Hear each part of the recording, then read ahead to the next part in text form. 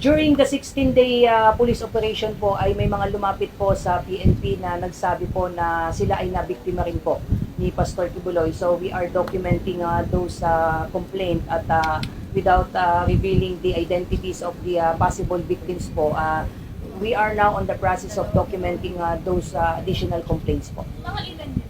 I cannot say it for now because ongoing po yung mga interviews and documentation po. Pero after ma'am no operation, yung 16-day operation, nadagdagan po yung mga I'm not sure kung nadagdagan, but what I can tell you is during the stay po ng PNP po doon ay may mga lumapit po na para magsalita at sinasabing sila rin daw po ay di umano ay naging biktima din po.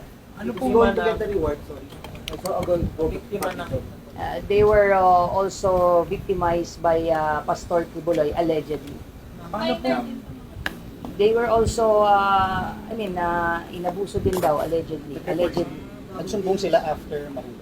At hindi po, even prior po sa sila po ay mahuli, during the stay po doon, may mga lumapit po doon and we are now in the process of coordinating with the SWDs because accordingly, some of the parents of those abused children were the ones who approached our police officer there. At ngayon nga po, we are now in the process of documenting those allegedly additional victims of Pastor Kibuloy.